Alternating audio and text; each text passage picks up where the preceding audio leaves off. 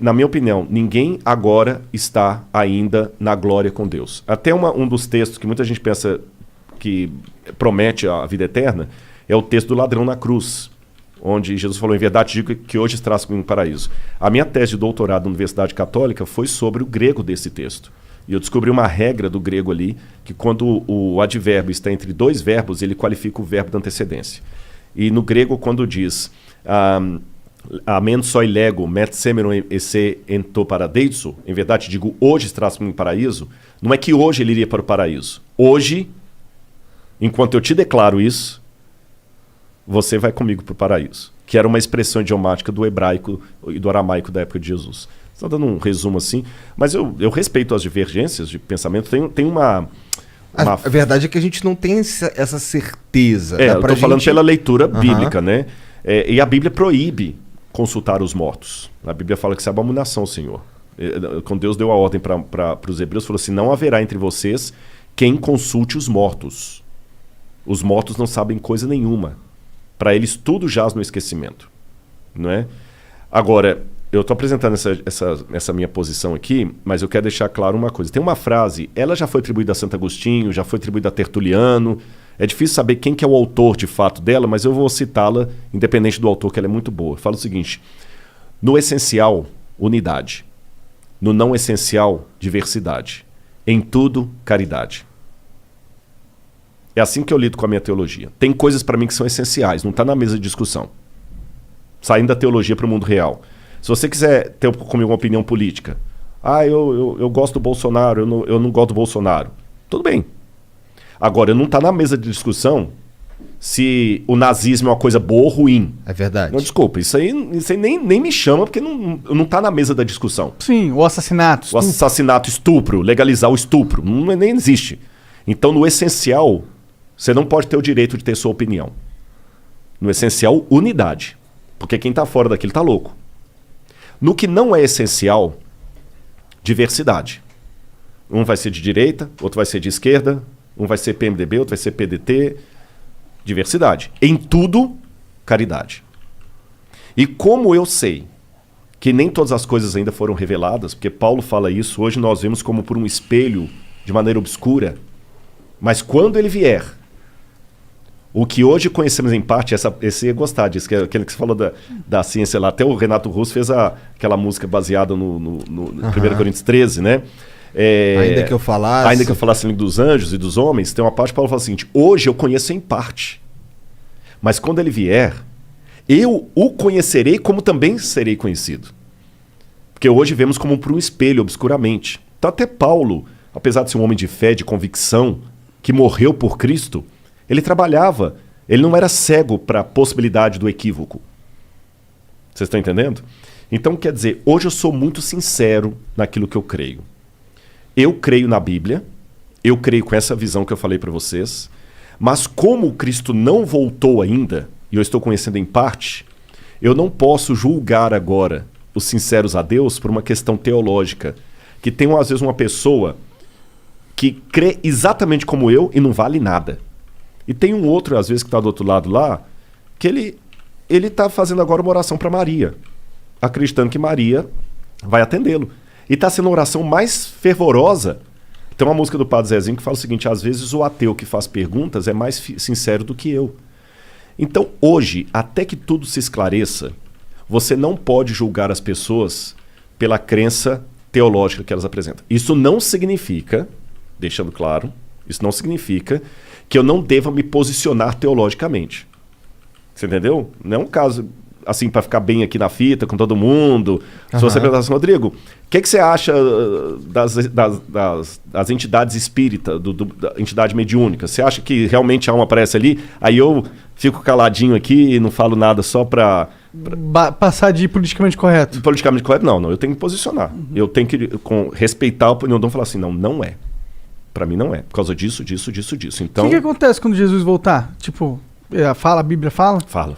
O que acontece exatamente? Bom, em primeiro lugar, a Bíblia fala que será um acontecimento extraordinário. Ele virá nas nuvens do céu com poder e grande glória. Todos os anjos virão com ele. Os mortos em Cristo ressuscitarão primeiro. Aqueles dentre nós que estivermos vivos seremos arrebatados para o encontro com o Senhor nos ares.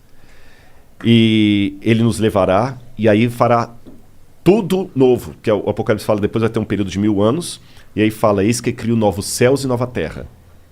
Porque o primeiro céu e a primeira terra passaram, e o mar já não existe. Não é que não vai ter praia. O mar é a divisão dos povos, no Apocalipse.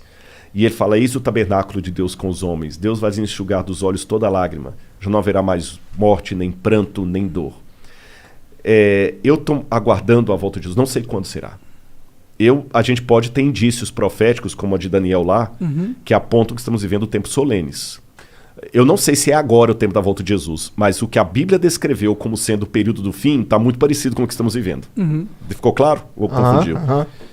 E eu sei, gente, que mas tá muito parecido com o que a gente está vivendo já faz um tempão, né? Faz um tempão, mas nós temos situações agora que são inéditas. Que situação que é inédita? A dimensão literalmente global do que está acontecendo. Vamos pegar grandes tragédias do passado. Vamos comparar o Covid. Peste negra. Parece que foram 30 milhões de pessoas que morreram na peste negra. Os números agora eu posso errar. A peste negra bubônica lá. Mas ela afetou quem? O mundo inteiro? Não, ela afetou a Europa. Mesmo a gripe espanhola, que saiu da Europa, ela não afetou o mundo inteiro. Ou seja, nós estamos tendo agora uma pandemia que é literalmente uma pandemia. Você está entendendo? A pandemia é no mundo inteiro mesmo. Não é a pandemia que pegou a Ásia e um pedaço da África. Não é o Ebola. Sim. Agora, realmente... Outro detalhe, aí eu teria que ter mais tempo para explorar, mas vou dar uns vislumbres assim, dá para o pessoal pegar. O Apocalipse fala de coisas que iam acontecer antes da segunda vinda de Cristo. E fala do surgimento de poderes que iam dominar o mundo e que o mundo inteiro seria unificado economicamente. Que vai ser dada a marca da besta. E não poderá comprar nem vender, senão aquele que tem a marca e o número de sua besta, o número do seu nome, etc, etc, etc. E muita gente coloca interpretações a despeito do que eu falei de respeitar o diferente, mas tem coisa que beira a insanidade mental. Eu já vi gente, por exemplo, sendo contra aquele... Sabe antes de... Tô ligado. O cheque de... O termômetro, né? O termômetro lá, porque fala que é no pulso e na testa, então a marca da... Pô, não é por aí. Nos anos 60 tinha um cara falando que a besta do Apocalipse era a TV e que as duas anteninhas eram os dois chifres da besta. Pô, não tem nada a ver. Então, eu acho que não é por aí que a coisa vai. Mas quando você faz um estudo da Bíblia mais sério, você vê que ali falava que ia chegar um tempo em que o mundo inteiro ia estar unificado economicamente. E que o mundo vai admitir a besta como a salvadora dos problemas do mundo inteiro. Então não pode ser uma Roma que dominou apenas Europa e África e Ásia. Não pode ser também uma Babilônia que pegou só o pedaço ali do Iraque, nem a Pérsia que pegou mais do Irã. O anticristo é um governo mundial, que vai ter um controle mundial. E muitas coisas que há décadas atrás eu não teria como responder para vocês, ainda que hipoteticamente, hoje que no campo das probabilidades eu tenho. O mundo hoje não precisa estar unificado em termos de países para que tenha um domínio mundial. Eu tenho consciência, gente, que o que eu estou falando está beirando muito a teoria da conspiração. Vai. Eu sei que está beirando, Mas sabe, não se falsifica uma nota de $3. Por que não falsifica uma nota de $3? Que todo mundo sabe que isso não existe. Não existe. Você pode inventar uma nota de $3. Falsificar, não. Você só falsifica o que existe. E o que existe é muito parecido com o falso. Então, olha como é que nós estamos num grande conflito cósmico entre as forças do bem e do mal. E o bem não quer que o mal prevaleça. E a melhor maneira, às vezes, de confrontar o bem não é negando-o. É colocando uma coisa parecida, mas que seja ridícula. Por isso que a Bíblia fala que nem sempre o inimigo das trevas, o príncipe das trevas, que ele vai apresentar preto no branco, ele vai apresentar cinza. Porque pessoas vão fazer expulsão de demônios e que não são de Deus. Vão operar milagres e não são de Deus. Vão falar de Jesus e não são de Jesus. Então, por exemplo, vou dar um exemplo para vocês. Se a Bíblia é um livro sério, como eu estou falando, mas chega o camarada e começa a fazer um monte de falcatrua. Tem um camarada na internet aí chamado Neuromágico. Não sei se vocês brasileiro? Brasileiro. É um cara legal para vocês trazerem aqui. Eu acho que ele é ateu. Não sei, deduzo que ele é ateu. Ele fala de maneira respeitosa, mas ele duvida de tudo enquanto ele é cético. É cético de tudo. Eu vejo bacana o canal dele ali e tudo e tal. Eu acho que ele é ateu, não tenho certeza. Mas ele pega, às vezes, alguns pastores que o camarada vai lá e fala assim, olha, eu tenho o dom do espírito, né? Como é que eu sei? Eu sei, aqui, ó, Igor.